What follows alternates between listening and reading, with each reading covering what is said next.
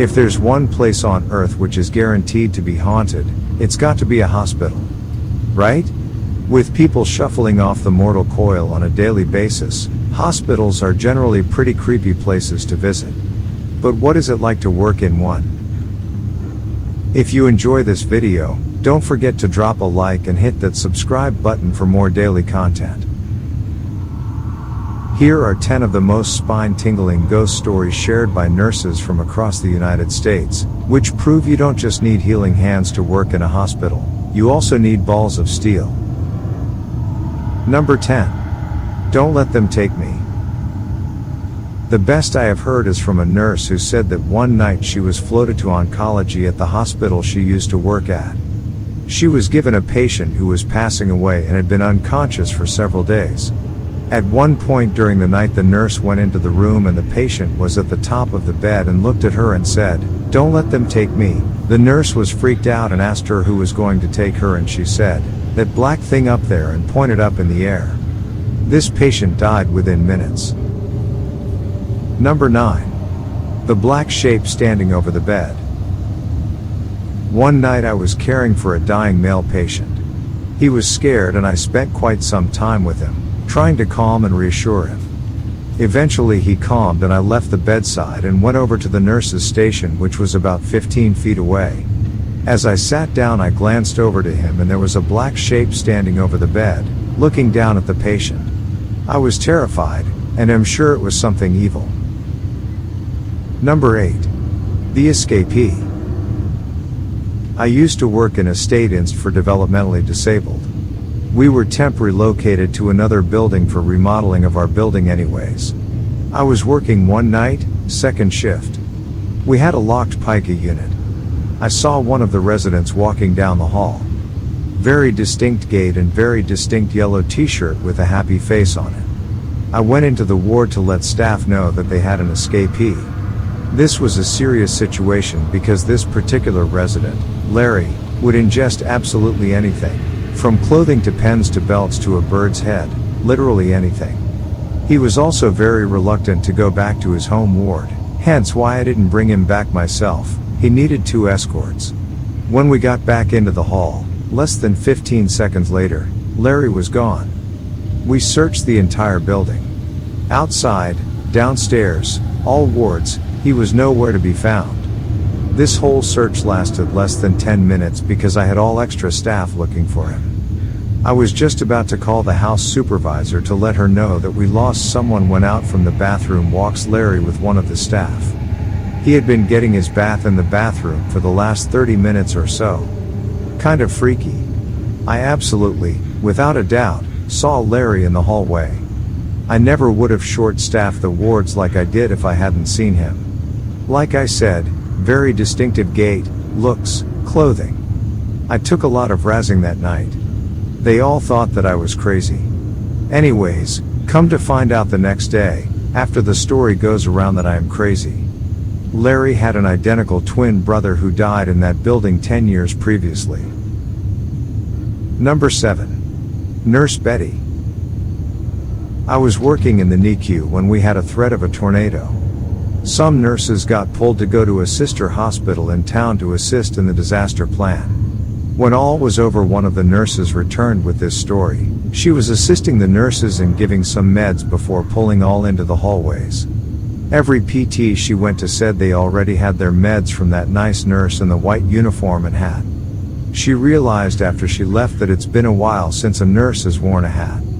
That story revealed the urban legend of Nurse Betty. Story goes she had an affair with a married MD, became pregnant, then agreed to allow him to perform an abortion on her on the 2nd floor or room. She died and he went to jail. She never left the hospital and was seen frequently. The local newspaper would do an article of her every year around Halloween on her sightings. The hospital has since been replaced with college dorms. I wonder if any students have seen her? If you've made it this far and are enjoying the video, then drop a like and comment which story you found the scariest. Number 6. He jumped out the window. I heard a story once about a 5th floor neuro unit. This was told to me first person.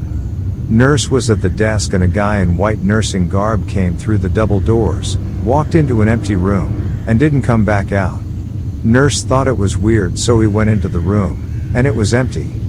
He went to the double doors and opened them, and there were two resp techs talking at the entrance who swore they'd been there talking the whole time and that nobody came through the doors. When one of his co-workers returned from lunch and he explained what happened, she was like, "Oh, that's just Bob. Actually, I don't remember the name, so the name were changed to protect my ignorance. He worked here as an LVN years ago and was accused of molesting a child. He was sure he was about to be arrested, so he jumped out the window in that room and killed himself. We see him all the time." Number 5. Rocking Mary.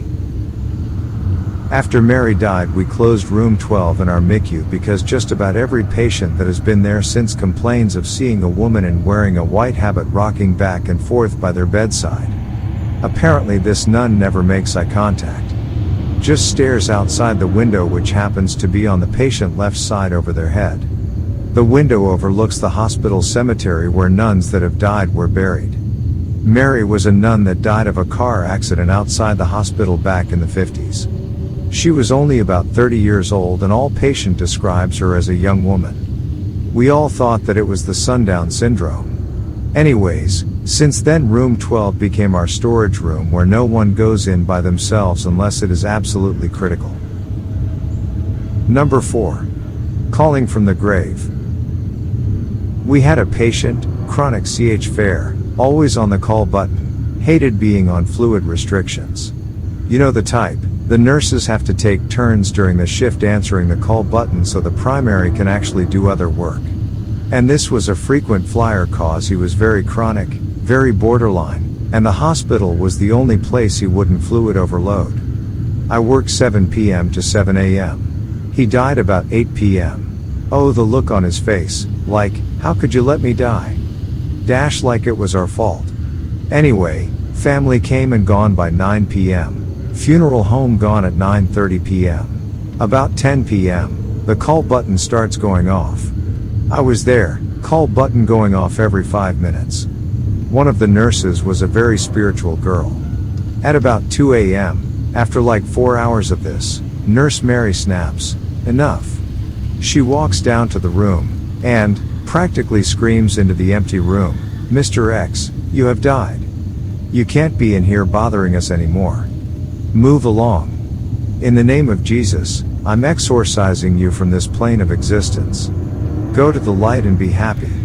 And I kid you not, the call button stopped going off then and there. Number 3. Time to die. I don't know if this qualifies as a ghost story, but here it is. I was taking care of a 12-year-old with aplastic anemia. A week before she died, every day, at 12:15 p.m. I would get a cold chill across the back of my neck and the hair would stand up. I mentioned it to the evening nurse, who was convinced she would die at that time. Several days later, her parents decided a sea-salt treatment. She lapsed into a coma. At 12 noon, she woke, asked me to hold her up, said goodbye to her parents, grandparents and siblings, and died in my arms. It was 12:15 p.m. Number 2. The name on the EKG. I was working in ICU before going to CRNA school. We had a male patient come in with an MI. He was admitted to room 15. He ended up having a carotid endarterectomy and eventually a CABG in about a week and a half.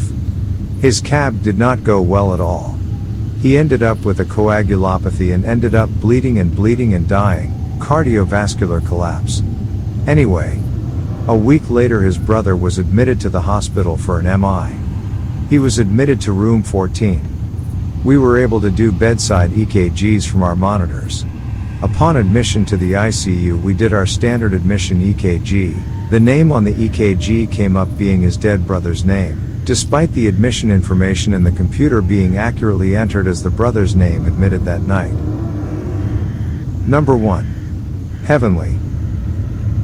This isn't really a ghost story, but it definitely gave me chills.